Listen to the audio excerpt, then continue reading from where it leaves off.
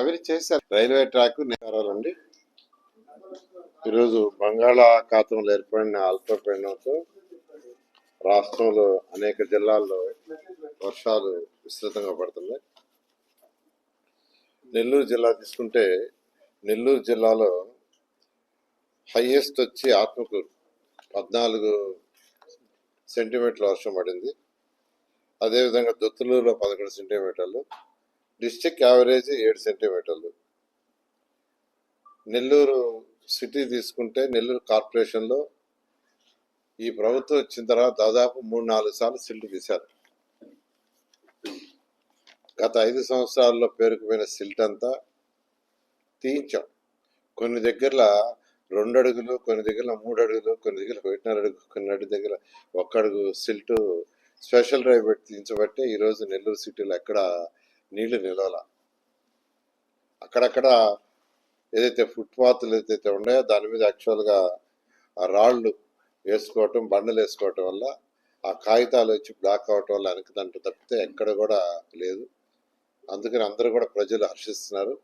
నేను, కలెక్టర్ గారు, కమిషనర్ ఇప్పుడు టౌన్ అంతా తిరిగి వచ్చాం. ఎక్కడైనా నీళ్లు స్టాక్ అయి ఉన్నాయని, ఎక్కడ కూడా నీళ్లు స్టాక్ కాలేదు. బాగా చేశారు అధికారులు. ఇదేవిధంగా రాష్ట్రంలోని అన్ని మున్సిపాలిటీలు 123 మున్సిపాలిటీస్లో ప్రభుత్వం రాగానే 2024 ప్రభుత్వం రాగానే ముఖ్యమంత్రి గారు జూన్లో ఇచ్చిన ఆదేశం ఏంటంటే ఇమీడియట్గా మున్సిపాలిటీలో సిల్ట్ తీయించండి, వర్షాకాలం వచ్చే ముందంటే 50 కోట్ల రూపాయలు మున్సిపాలిటీస్కి ఫండ్ కూడా ఇవ్వటం జరిగింది సిల్ట్ తీయడం కోసం. ఆ విధంగా యాక్చువల్గా సిల్ట్ మీద ఈ ప్రభుత్వం స్పెషల్ డ్రైవ్ పెట్టబట్టి ఈరోజు అయితే డ్రైన్స్ ఇంకా పూర్తి చేయాల్సిన అవసరం ఉంది. కచ్చా డ్రైన్స్ ఉన్నాయి. ఆ డ్రైన్స్ అన్ని పూర్తి చేయడానికి ముఖ్యమంత్రి గారు కేంద్ర ప్రభుత్వ సహాయంతో ఒక 4,000 కోట్లతో ఒక ప్రాజెక్ట్ని యాక్చువల్గా శాంక్షన్ చేశారు. అటు కేంద్ర ప్రభుత్వం, రాష్ట్ర ప్రభుత్వం. అది కూడా త్వరలో స్టార్ట్ చేయబోతున్నాం.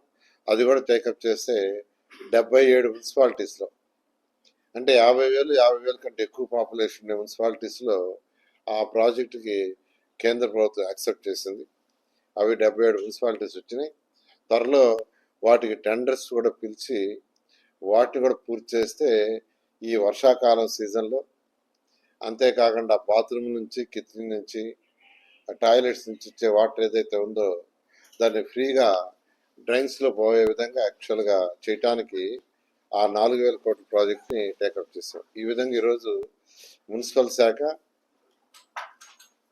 ఖజానా ఖాళీ అయిపోయిన 10 లక్షల కోట్ల అప్పుతో ఈరోజు రాష్ట్రాన్ని ముఖ్యమంత్రి గారు ముందుకు తీసుకుపోతున్న గత ప్రభుత్వం చేసిన అప్పుతో సంక్షేమ పథకాలు చేస్తూ, మరొక పక్క డెవలప్మెంట్ చేస్తూ, అదేవిధంగా యువతకు ఉద్యోగాలు వచ్చేదానికి అనేక ఇండస్ట్రీస్ని తీసుకొస్తూ ఈరోజు యువనాయకుడు ఆస్ట్రేలియాలో ఉన్నాడు.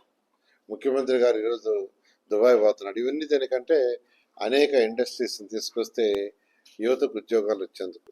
ఈ విధంగా ఈరోజు ఈ రాష్ట్ర ప్రభుత్వం గత ప్రభుత్వం చేసిన అనేక అవకతవకల నుంచి బయటకు వస్తూ ముందుకు తీసుకుపోతుంది. ఈ నేపథ్యంలో మున్సిపల్ శాఖ కూడా ఈరోజు అనేక కార్యక్రమాలు, మీకు అందరికీ తెలిసిందే, నెల్లూరు సిటీ తీసుకుంటే నెల్లూరు సిటీలో 47 పార్కులు ఉంటే 35 పార్కులు పూర్తి చేశారు. ఇంకొక 5 పార్కులు కూడా త్వరలో పూర్తి చేస్తున్నారు. ఎవరు ఊహించలా ఇన్ని పార్కులు పూర్తి చేస్తామని. ఎందుకంటే 28 డివిజన్లు ఉన్నాయి. 28 డివిజన్లో 47 పార్కులు ఉన్నాయి. అంటే దాదాపు ప్రతి డివిజన్కి యావరేజ్న 2 పార్కులు.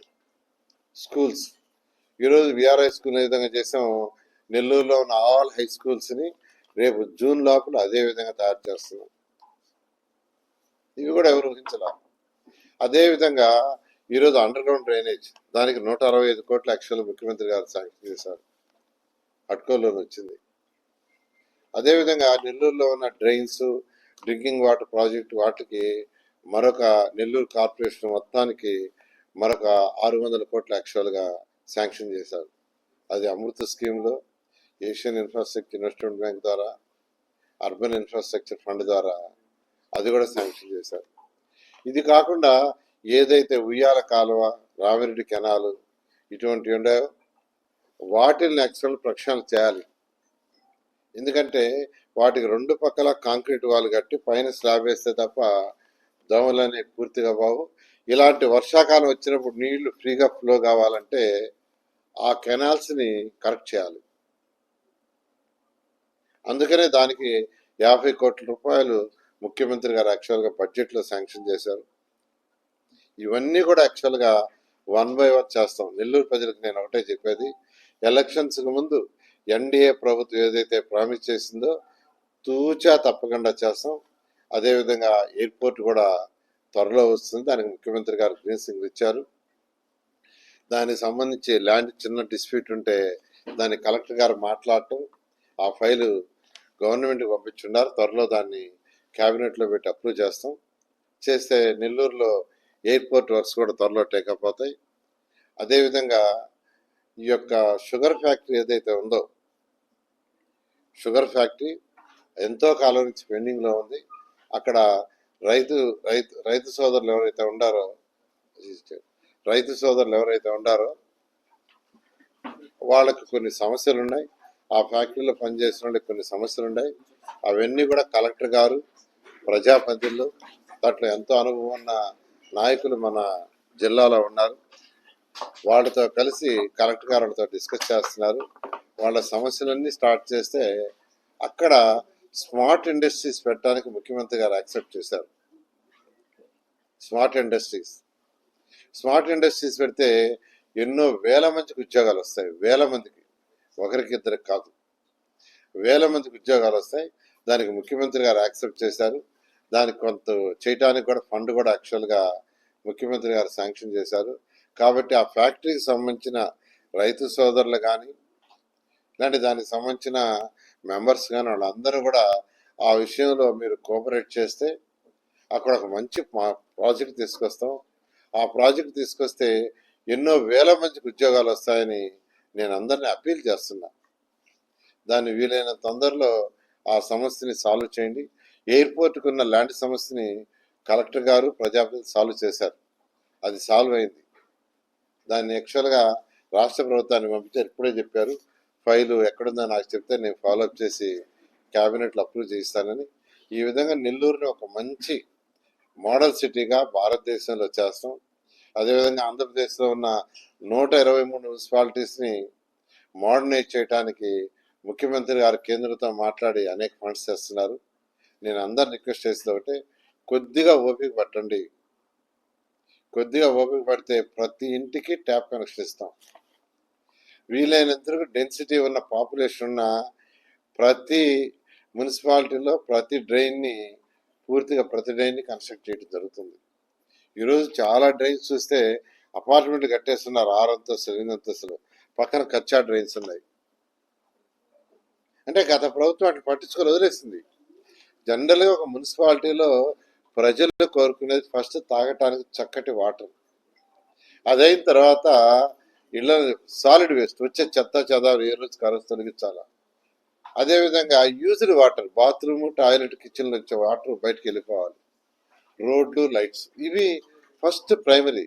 అదైన తర్వాత పార్కులు, సెంటర్ డివైడర్లు, community halls, schools, hospitals, parking ప్లేసులు, ఇవన్నీ వీటిలన్నింటినీ 1 by 1 చేసుకొని వస్తున్నా. కొద్దిగా ఓపిక పట్టాల్సిందిగా నేను రిక్వెస్ట్ చేస్తున్నాను. Thank you. తీసుకుంటే ఎల్ఆర్ఎస్, బిఆర్ఎస్ తీసుకొచ్చాం. అయితే అక్కడక్కడ కొన్ని కంప్లైంట్లు వస్తున్నాయి. ఆ కంప్లైంట్లను బేస్ చేసుకుని టౌన్ ప్లానింగ్ డిపార్ట్మెంట్కి యాక్చువల్గా ఆదేశాలు ఇచ్చాం. తెనాల్లో నిన్న యాక్చువల్గా మా టౌన్ ప్లానింగ్ వాళ్ళు యాక్చువల్గా పోయి ఇన్స్పెక్షన్స్ చేస్తే దాన్ని రాజకీయ రంగు పులుతున్నారు. వద్దండి. నెల్లూరు జిల్లా నాది. కావల్లో అదే పని చేయించారు. కావల్లో అదే టీం 50 మంది కావల్లో హౌస్ టు హౌస్ వెరిఫై చేశారు. కావల్లో ప్రతి హౌస్ని టౌన్ ప్లానింగ్ అయితే అప్రూవల్ ప్లాన్ తీసుకొని పోయి కొలతలు వేశారు, రిపోర్ట్ ఇచ్చారు. ఫస్ట్ నా జిల్లాలోనే చేసి మిగతా జిల్లాలో ఇప్పుడు చేస్తున్నాం. కాబట్టి దీన్ని అన్నెసరీ రంగు పులవద్దు.